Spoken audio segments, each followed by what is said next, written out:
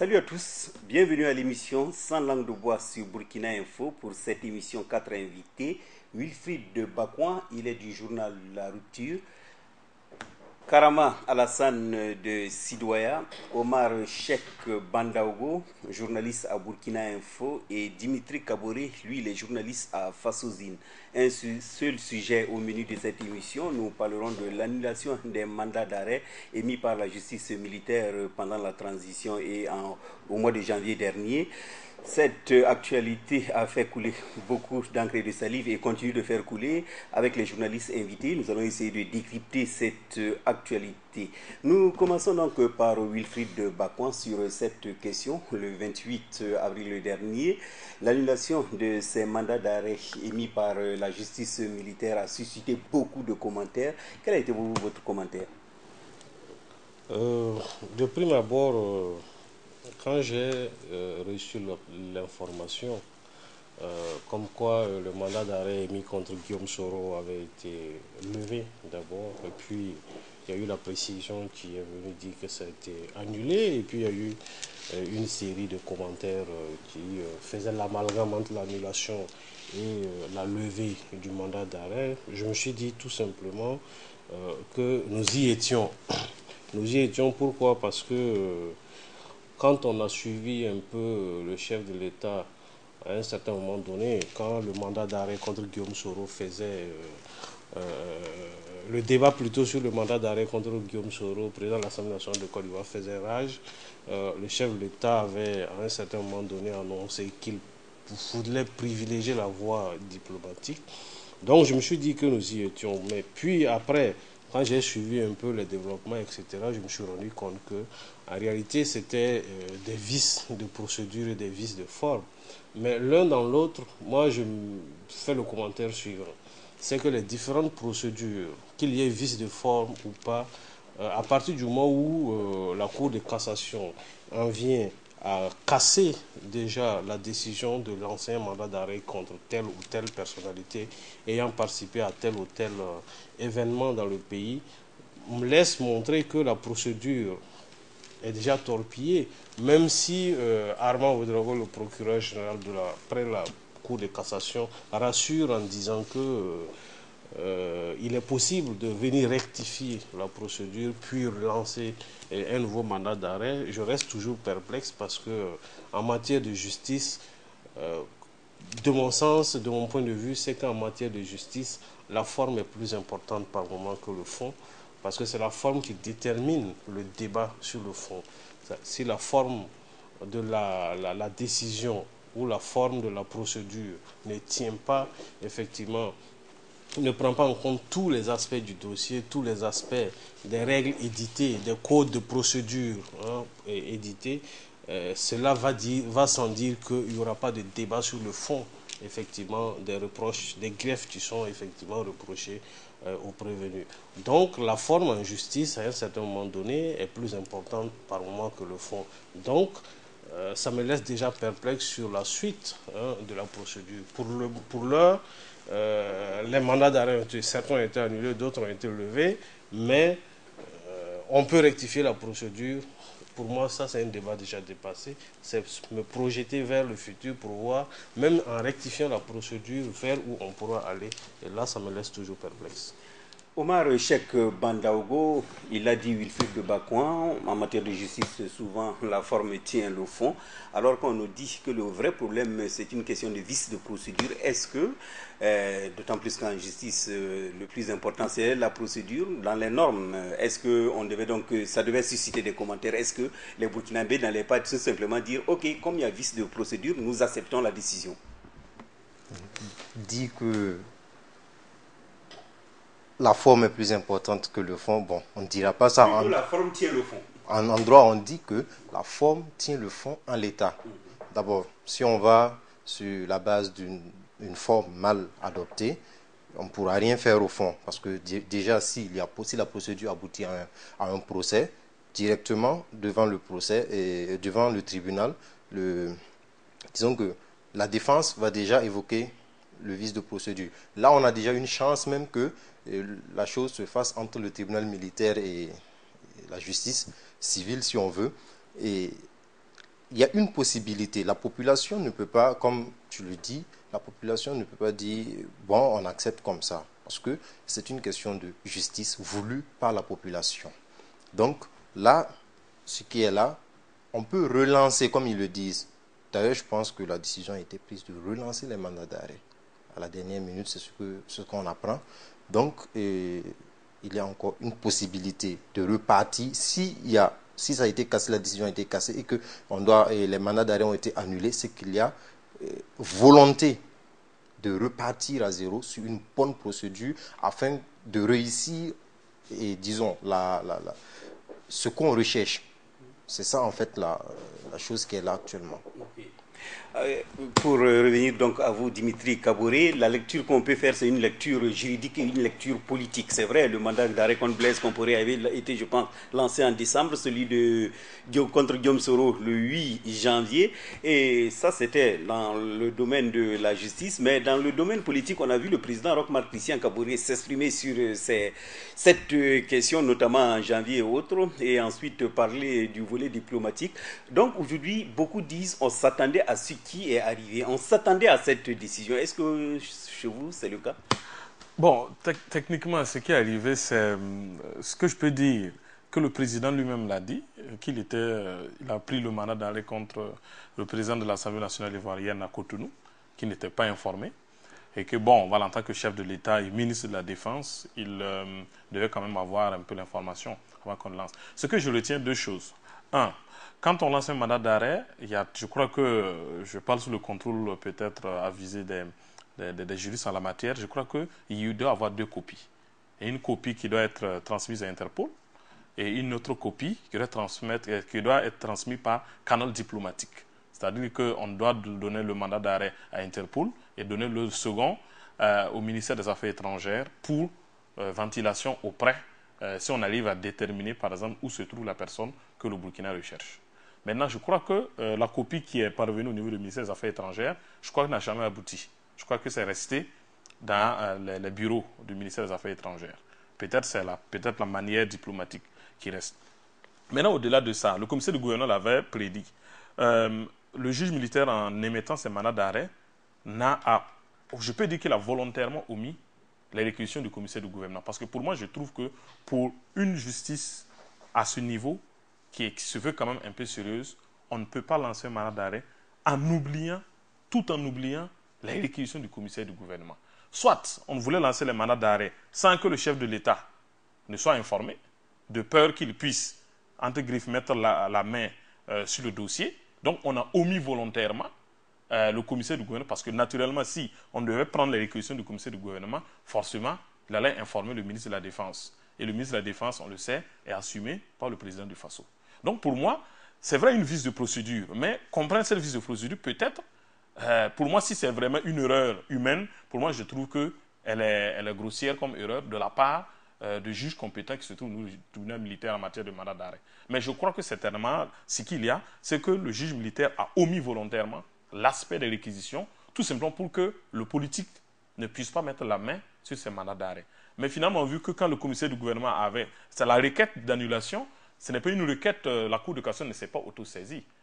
La requête a été formulée par le commissaire du gouvernement, qui est quand même l'œil et les oreilles du ministre de la Défense, qui se trouve être le chef de l'État, Roch-Marc Christian Kaboré. Donc, la raison avancée lors du point de presse du commissaire du gouvernement, le lieutenant-colonel Kourougou, est qu'on ne peut pas permettre qu'on lance des mandats d'arrêt avec des vices de forme, de peur que la défense des personnes que l'on cherche puisse venir remettre en doute. Donc, c'est pour donner plus de chance à la procédure.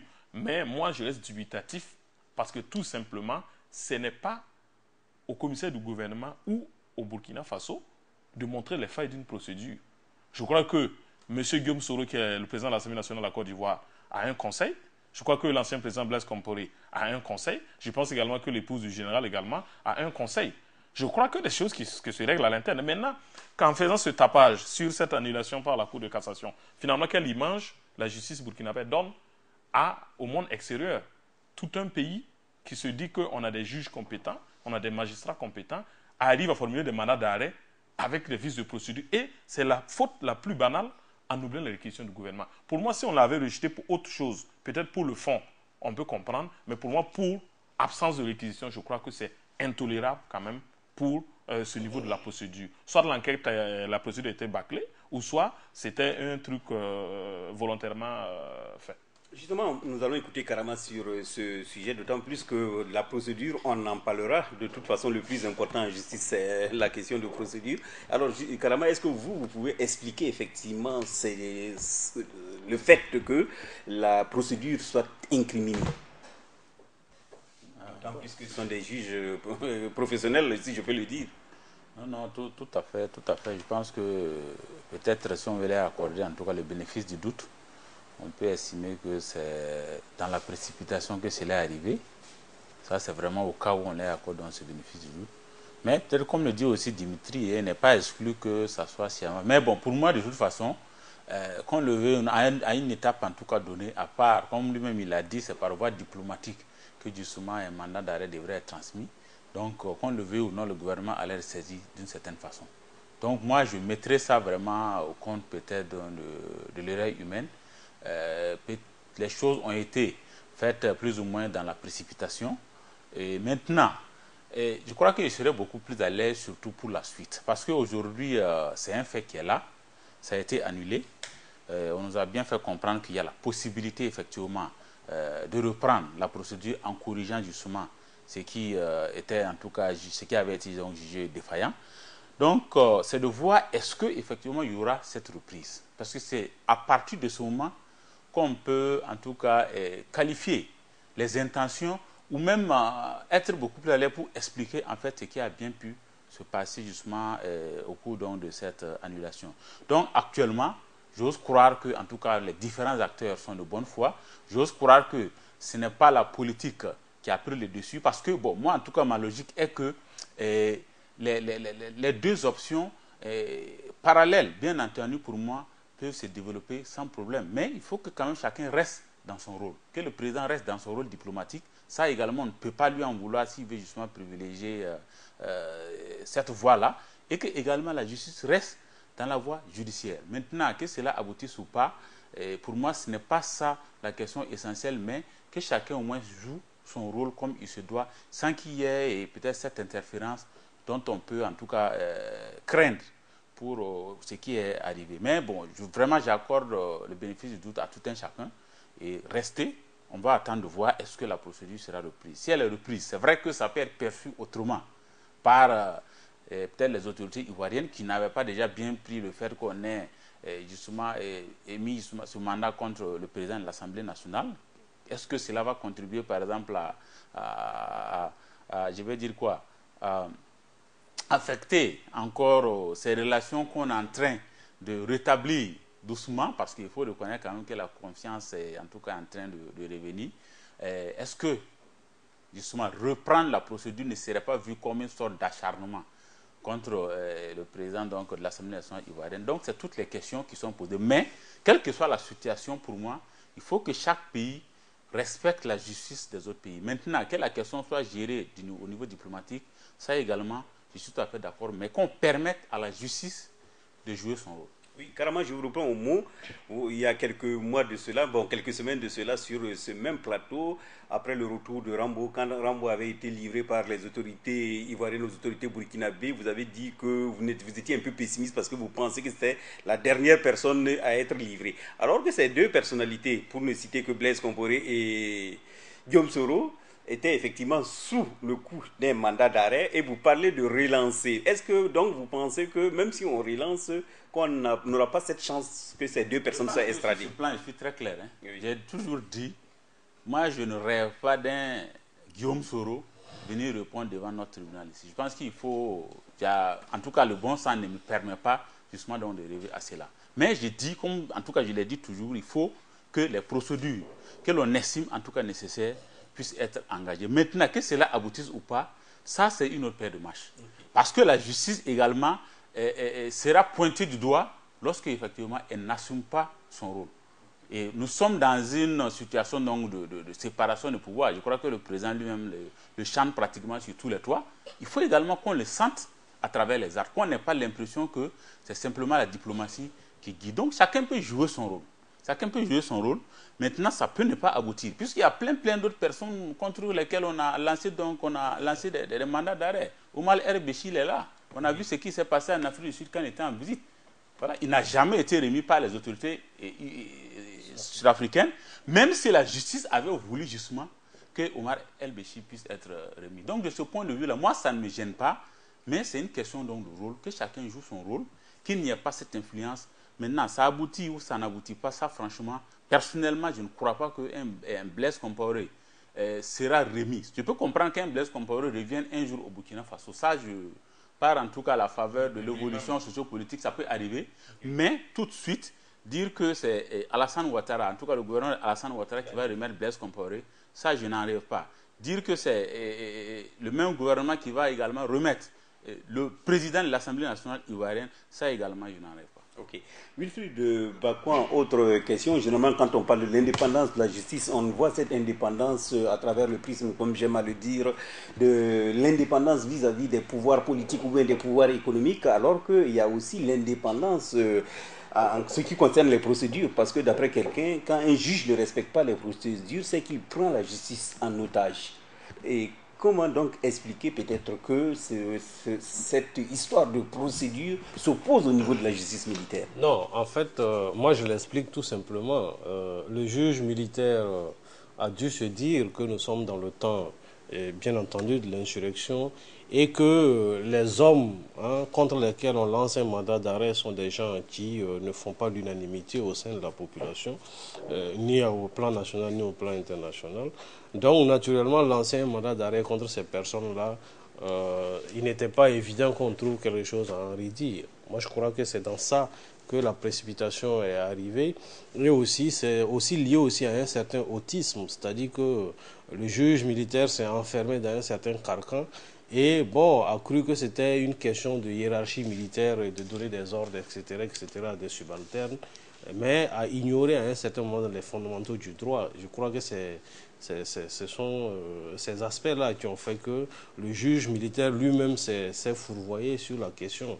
Voilà. Donc sinon, on ne peut pas expliquer qu'un professionnel du droit puisse à un certain moment donné se laisser, se laisser piéger par lui-même sur des béabas effectivement du droit. Parce que la question de la procédure, comme je l'ai dit, en termes de justice, c'est une question tellement centrale que la question se débat d'abord avant que la question du fond ne soit posée sur la table.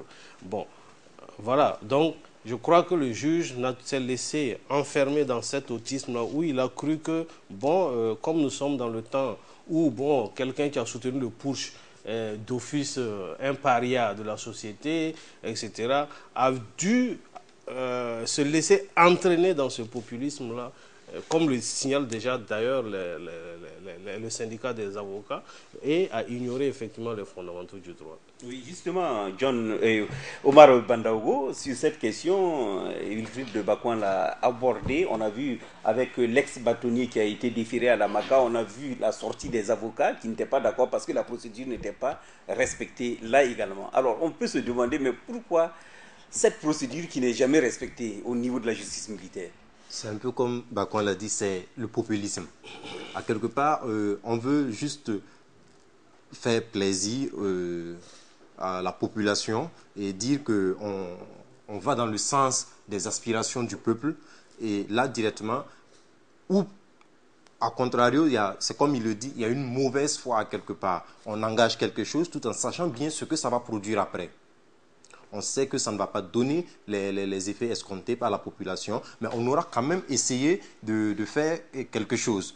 Donc directement, c'est un œil, disons, quelqu'un un œil observateur qui va voir qu'à quelque part, la personne qui a émis le mandat d'arrêt a expressément commis une erreur et ne voulait pas en fait avoir la personne qui le cherche par le mandat d'arrêt. Donc, c'est le populisme, c'est aller dans le sens des aspirations du peuple, comme on aime à le dire, et directement on va avec une procédure bancale, boiteuse, et à la fin, il faut, disons, retirer le mandat d'arrêt. Là, Il n'y a rien d'autre à faire. Oui, et Dimitri Kabori, c'est vrai que la justice militaire a tenu 2 conférences de presse. On attend peut-être une 3e conférence de presse encore pour clarifier les choses. Est-ce que vous pensez qu'aujourd'hui la justice militaire peut faire une conférence militaire et plutôt une conférence de presse et dire non, les procédures ont été bien respectées? Ou bien vous pensez que... Bon, le problème est que ce jeu de ping-pong ne va pas arriver. Parce que dans la procédure judiciaire, je crois que la Cour de cassation, c'est l'ultime recours. Hein, c'est-à-dire, c'est comme un peu les décisions du Conseil constitutionnel. Quand le Conseil constitutionnel prend un acte, je crois que même si tu sens que tu as été forcé là, tu ne peux rien faire. C'est pareil. On a cassé, pourquoi on parle de Cour de cassation? La Cour de cassation ne le juge pas, ne le voit pas. La Cour de cassation regarde si la décision qui a été prise est en conformité ou pas avec les textes. Soit casse ou confirme. Et ce qui s'est passé avec les mandats, la Cour de cassation, qui a été saisie par le commissaire du gouvernement, a dit, bon, écoutez, selon les mandats d'arrêt que j'ai devant moi, je regarde les textes, il y a absence des réquisitions du commissaire du gouvernement, donc ces mandats ne sont pas valides, donc je les annule. Maintenant, vous pouvez reprendre en tenant compte un peu des recommandations. Maintenant, là où je voulais intervenir, les précipitations. D'abord, je ne parle pas de précipitation parce qu'il y a eu 3 mandats d'arrêt. Et si mes informations sont bonnes, le procureur général près de la Cour de cassation, M. Armand Ouedraogo, je crois, a dit que ça concerne les 3 pour vice de forme. Le mandat d'arrêt de l'ancien président Blaise Compaoré, je crois, a été émis vers début décembre. Pour Guillaume Soro, intervenu peut-être vers le 8 janvier. Peut-être après que ça en ait suivi celle de Fatoumata Djendji, je ne sais pas. Donc, mais pour moi, après le mandat d'arrêt de Blaise Compaoré, quand même, on devrait se rendre compte qu'il y a quelque chose qui ne va pas.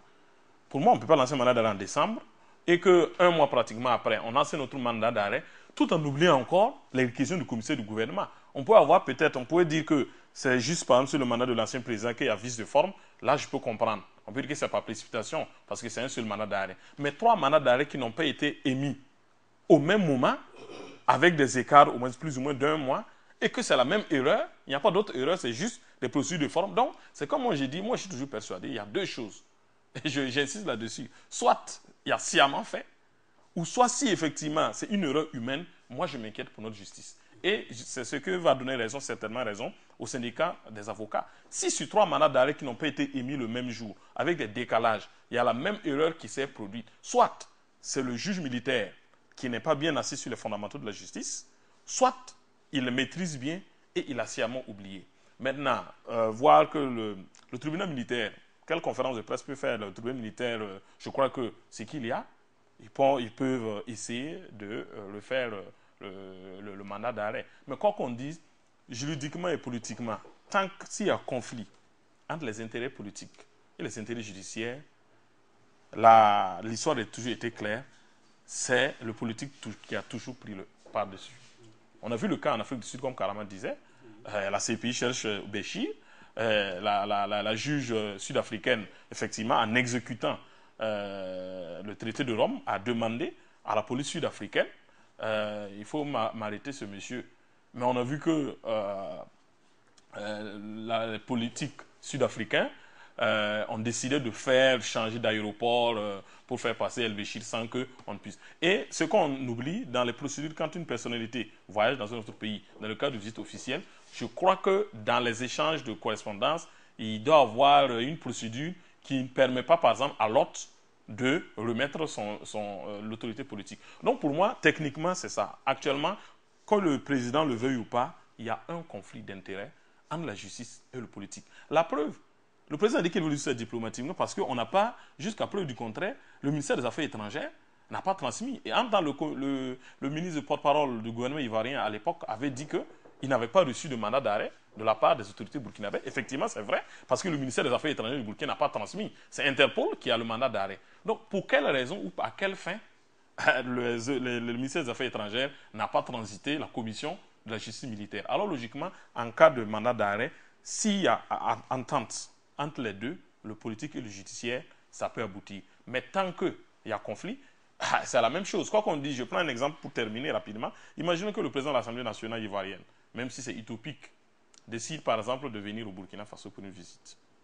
Naturellement, en vertu du mandat d'arrêt, le juge peut demander à la police de procéder à l'arrestation de M. Soro. Mais quoi qu'on dise, le ministère de l'administration, de la sécurité intérieure, qui se trouve être le grand patron des flics, peut donner autre ordre. Donc on a vu ce qui s'est passé en France, c'est vrai, avec l'arrestation de Soro par rapport, on a vu que rapidement, on a dû changer rapidement de l'aide de mission pour dire qu'il était là dans un cadre officiel et finalement il a échappé à la justice française. Donc pour moi c'est la même chose. Tant qu'il n'y aura pas entente entre les deux, tous ces mandats d'arrêt seront émis de forme. Okay. Alors, Karama, c'est vrai qu'une autre actualité, on reste toujours avec la justice militaire, malheureusement, bon, plutôt l'annulation des mandats éclipsés, c'est cette convocation des chefs militaires. Les journaux en ont beaucoup parlé par cette justice militaire et ils ont décidé de ne pas répondre. Est-ce que vous pouvez comprendre effectivement ça? Bon, d'abord, il faut peut-être que... C'était des rumeurs, on pouvait dire, mais on a vu ça dans les différents médias que des chefs militaires ont été convoqués pour être... Sur ce plan, justement, je suis un peu perdu personnellement parce qu'il y a des gens qui disent effectivement qu'ils ont été convoqués. Le lendemain, on apprend qu'ils n'ont pas été convoqués, ainsi de suite. Donc, franchement, là où je suis, je n'ai pas d'éléments précis. Je ne sais pas, est-ce qu'ils ont effectivement été convoqués?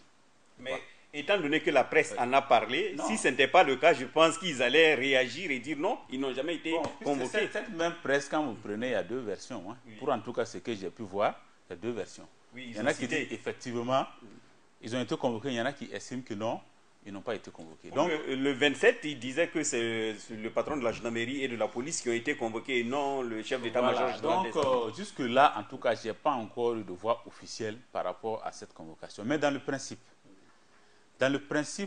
il est clair que c'est une situation un peu embarrassante. Parce que, à mon sens, si effectivement il y a ces soupçons de ceci ou de cela, mais moi, ça ne me dérangerait pas du tout. Je peux comprendre aussi le président du Faso qui peut-être n'est pas encore dans une situation de stabilité en tant que tel. Mais pourquoi pas qu'on puisse décharger ces personnes-là pour que ces personnes puissent aller répondre à la justice si éventuellement il y a ces convocations. Parce qu'avec effectivement les statuts aujourd'hui, c'est beaucoup plus compliqué de se retrouver devant donc ces juridictions. Parce que qu'on le veuille ou non, en tout cas il y a un malaise, et même si le président a dit qu'il n'y a pas de difficulté, mais on peut être convaincu qu'avec tout ce qui a bien pu se passer, avec ces soupçons de connivence avec les putschistes et autres, forcément ça va créer un malaise au sein de nos forces armées. Et on l'a dit, les jeunes officiers également qui réclament leur pardon du gâteau pour avoir en tout cas osé affronter donc, le grand Manitou de l'époque, Gilbert Diendéré, peut-être ce que les hauts gradés anciens n'ont pas voulu faire. Donc on le veut ou non, le malaise est là. Le malaise est là donc que ces personnes-là puissent rester pour diriger ces jeunes hommes. En tout cas pour moi, ça ne risque pas d'être aussi simple que cela. Donc s'il y a problème, s'il y a convocation, effectivement il y a convocation, les chefs de l'État, selon, bien entendu en tout cas, qu'il est également ces hommes, parce que c'est quand même des postes très stratégiques, on ne peut pas nommer parce qu'on n'a pas trouvé quelqu'un. Il faut aller au-delà de cela, avoir en tout cas ces hommes pour les nommer et que ces gens-là puissent aller répondre. Parce que, bon, ce que cela peut créer également comme désagrément, c'est cela. Comme on l'a dit, tous les Burkinabés sont égaux devant donc la loi. Si certains peuvent répondre et d'autres ne répondent pas en ce moment, naturellement, ça peut poser problème et ça va créer un précédent. Si aujourd'hui, même moi, un citoyen lambda, on me convoque devant la justice, je dis je ne parle pas, mais en principe, on ne devrait pas venir me chercher. Donc, ce sont autant de considérations qui, à mon sens, il faut tenir compte. Pour que, bon, oui. En tant que citoyen, si tu ne veux pas, on peut venir te prendre à la maison. Mais c'est ce que j'ai dit, on ne devrait pas. Vu, on ne devrait pas. Oui, mais juste, sur cette question, Karama parlait de les décharger. Est-ce que de leur fonction, est-ce que les décharger de leur fonction aussi, ce n'est pas une autre manière de dire que, voilà, donc, il faut qu'ils se présentent. Voilà, s'ils ne sont pas déchargés de leur fonction aussi, est-ce qu'encore, on ne va pas rentrer dans une question de procédure? Oui, en fait, moi je crois même déjà que s'il y a bien convocation, parce qu'avec un peu de truc... Mais justement, la justice militaire ne communique pas. Ceux qui sont convoqués aussi, je peux dire, ils ne communiquent pas. Finalement, ce sont les médias qui en parlent. Considérons qu'il y a eu convocation pour épiloguer. Voilà. Je crois que si toutefois il y a eu cette convocation et que, bon... les trois personnages cités, le chef d'état-major, le général de Zagré, le colonel-major Tchondamba, Koulibaly, et puis Tarpaga aussi, Lazare Tarpaga, le DGP. Les trois chefs, voilà. Mais il y a d'autres encore. Tout à fait. Voilà. Cités par les médias. Maintenant, je suis un peu perplexe parce que je crois que, si c'est le cas, j'ai bien l'impression qu'il y a aussi une petite vice de procédure qui fait que peut-être que pour cela que les généraux ne partent pas déférer aux juges militaires. Pourquoi? Parce que je cherchais à repérer la partie tout à l'heure que je n'ai pas pu trouver parce que le code de justice militaire semble l'avoir codifié en disant que voilà, par grade, voici tel type de grade peut juger tel grade.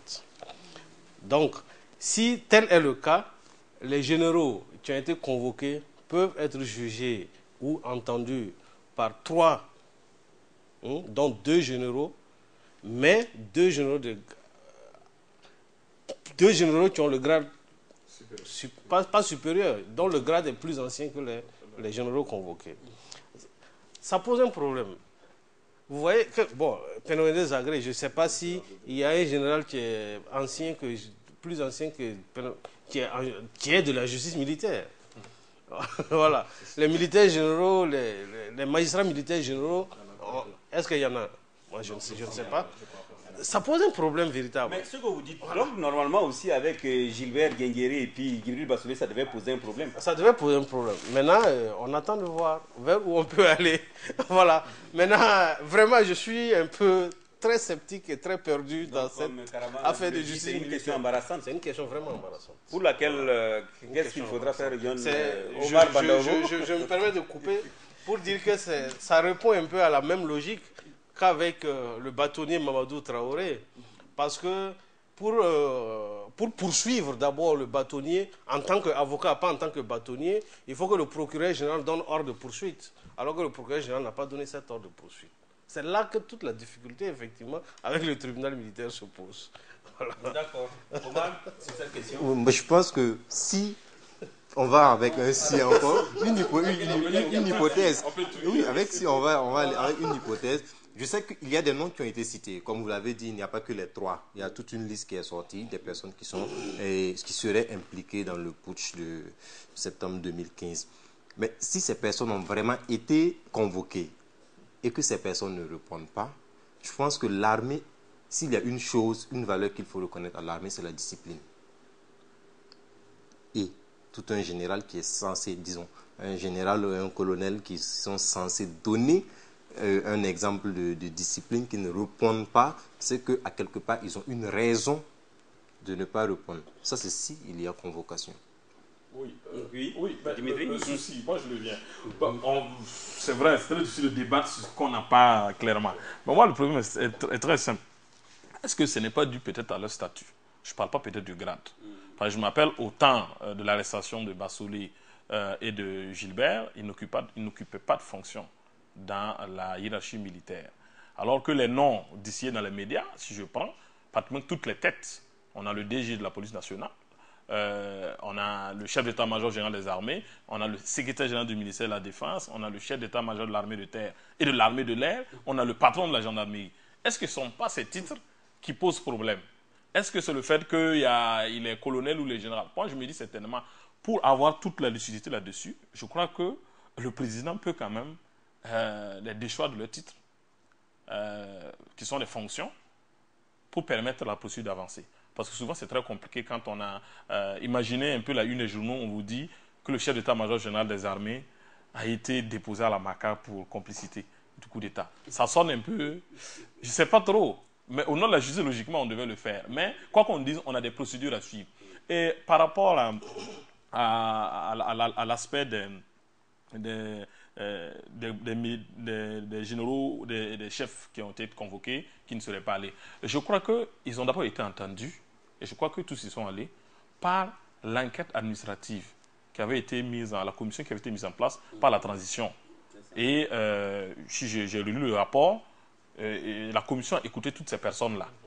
Pour moi, alors que dans le principe, l'ancien Premier ministre Yacoub Isaac Zida disait que le juge militaire pouvait prendre les auditions, tout ce qui avait été fait par l'enquête administrative, pour mieux mener ses enquêtes. Maintenant, je ne sais pas, la question se pose. Est-ce qu'il a tenu compte de ce rapport? En tout cas, si j'ai la confrontation que je me suis amusé à faire, et que toutes les personnes qui ont été déterminées comme cerveaux présumés du putsch ou complices ont été tous arrêtés. Pratiquement. Hormis ceux qui ne seraient pas sur le territoire. Ils ont tous été arrêtés. Mais dans les noms complicité et cerveau, on n'a pas figuré le nom de ces... ils ont été juste états là, oui. Sauf Diawara, Oui. qui est sur le territoire, mais qui n'est pas arrêté. Ok, c'est vrai. En tant que vous êtes des journalistes, on va essayer peut-être de se projeter sur ce dossier. Alors, comment vous voyez ce dossier putsch du 16 septembre dernier? Parce que on a l'opposition qui avait fait une conférence il y a quelques jours de cela. Elle avait simplement souhaité qu'on juge au moins ceux qui sont incarcérés, pour que peut-être le dossier avance. Alors aujourd'hui, tous les jours, il y a un rebondissement quelque part, soit ce sont des vices de procédure, soit ce sont des gens qui refusent de répondre. Alors, si on essaie de se projeter, comment les Burkinabés pourront gérer ce dossier selon vous? Oui, Karama. Ce que je me dis, pour une même affaire, quand même, il faut, à mon sens, réunir tout ce qu'il y a comme élément, tout ce qu'il y a comme inculpation à faire avant donc d'engager. Parce que ce n'est pas des unités, des individus qu'on veut juger, mais c'est une affaire qu'on juge. Mais avec ces problèmes qui se posent, est-ce que les avocats aussi ne vont pas profiter de toutes ces failles, si on peut le dire? Pour faire quoi? Je ne sais pas. Pour faire quoi? Parce que tout dépendra du niveau d'implication de tout un chacun. Sinon, si à un moment donné, effectivement, les juges d'instruction et toute l'équipe judiciaire estiment qu'ils ont des éléments nécessaires pour aller en tout cas en procès, il n'y a pas de problème, on ira en procès. Maintenant, toutes les personnes inculpées dans cette affaire seront appelées à la barre et chacun se défendra. Maintenant, chacun également en fonction de son niveau d'implication sera écopéré en tout cas de ce qu'il mérite. Donc, comment est-ce que la suite? Ce n'est pas une affaire de société burkinabé, mais c'est sûr que l'affaire du coup d'État, qu'on le veuille ou non, a beaucoup d'implications. A beaucoup d'implications. D'abord, au sein même de l'armée, avec tout ce qu'on entend de gauche à droite, sur donc les présumées complicités. Si c'est le cas, forcément, ça va quand même entraîner un malaise, comme je l'avais dit tantôt, au sein donc des armées. Donc, il va falloir certainement recoller à l'avenir. Et ensuite, ces personnes qui ont été arrêtées aujourd'hui, si vous prenez des gens comme Gilbert Diendéré et autres, mais qu'on le veuille ou non, on va les juger peut-être pour le push, mais ça ne peut pas être simplement un jugement du push. Parce qu'il y a d'autres implications. C'est quand même, stratégiquement, c'est quelqu'un qui aura beaucoup à dire. Donc, s'il est prêt à déballer, bon, je ne sais pas si beaucoup de gens pourront en tout cas rester encore au faso. Okay. Oui, moi, je voudrais dire que la suite de ce dossier-là, moi, je sens beaucoup de fumée ou même de la vapeur un peu sur le dossier du coup d'État. Pourquoi? Parce que quand on suit depuis le début jusqu'à aujourd'hui, on se rend compte que la conduite de la procédure et la conduite même du dossier de l'enquête administrative jusqu'à l'enquête préliminaire du juge, jusqu'aux inculpations, etc., il y a comme une sorte de ressentiment, une sorte de frustration qui transparaît à l'intérieur. Donc, la précipitation, je reviens encore sur le mot précipitation, par lesquelles les autorités de la transition qui sont sorties ont lancé les différentes enquêtes et ont lancé les différentes arrestations. Ça me permet de rebondir sur ce que Dimitri disait. Parce que, pourquoi? Les deux généraux ont été arrêtés dans un contexte de flagrant délit. Ce n'est pas des inculpés comme ça qu'on a, c'était des flagrants délits, on vous prend sur le fait et puis on vous dépose. Voilà. Donc ça fait qu'il y a une différence de contexte. Mais il semble que les écoutes et autres, c'est flagrant délit, moi je trouve. Voilà. Mais voilà pourquoi j'ai dit, dans le dossier, il y a une sorte de ressentiment et de frustration. Pourquoi? Parce que, bon, le Premier ministre, je reviens à lui, et qui, bon, en tant que Premier ministre, a été pris en otage pendant 2 jours, ou c'est 2 nuits encore. Bon, a dû dire, bon, attendez, ces gens-là, ils ne me connaissent pas. Donc, on va... Voilà. Et puis, bon, la procédure s'est enclenchée comme ça, sans avoir réuni un certain nombre de gages. Ça, c'est un premier fait. Deuxième fait, c'est qu'il y a eu une trop grande prodada derrière ce dossier du putsch-là. Moi, j'ai compris que, bon, il y a eu de la résistance du jamais vu en Afrique après un coup d'État pour empêcher les putschistes de s'asseoir. Mais il y a eu vraiment une trop grande prodada derrière ce dossier de putsch, si bien que le juge militaire, même aujourd'hui, se laisse entraîner par le populisme, etc. etc. Moi, ça me laisse dire que la suite du dossier-là, elle peut être explosive, c'est vrai, mais avec tous ces difficultés liées à la procédure, je crois qu'il y aura quand même assez de vapeur. Omar Bandaogo, on voit qu'effectivement, c'est cette actualité qui focalise les Burkinabés, alors qu'il y a quand même un travail de développement que le pouvoir en place doit faire. Finalement, on se demande si on ne va pas passer peut-être 1 ou 2 années en train de parler uniquement de justice militaire. Justice militaire. On parle pas seulement que de justice, on parle de réconciliation nationale aussi.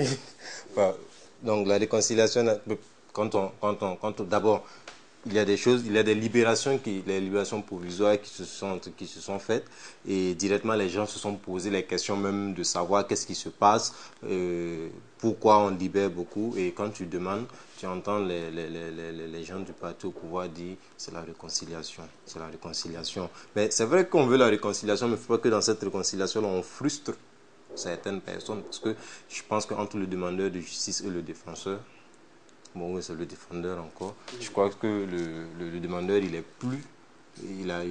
disons, il faut moins le frustrer, quoi.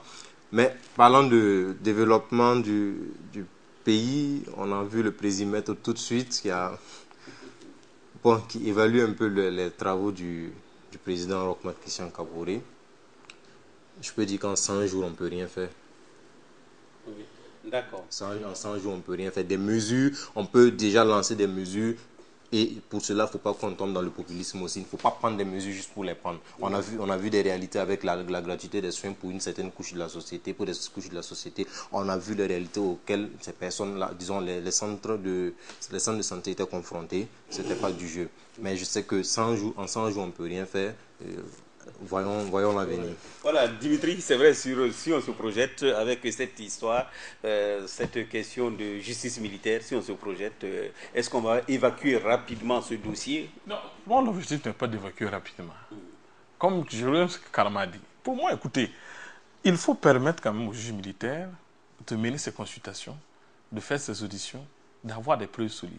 Parce que si on va avec la pression, il va rapidement, on risque de trouver encore d'autres procédures, encore d'autres vices de forme encore. Il faut encore prendre des réquisitions pour annuler, reprendre et tout ça. Donc finalement, on pourrait faire 20 ans dans cette histoire. Mais il y a quelqu'un qui disait une fois, bon, oui. De toute façon, il y a eu le coup d'État. Oui. Gilbert Guinguéré a assumé la responsabilité.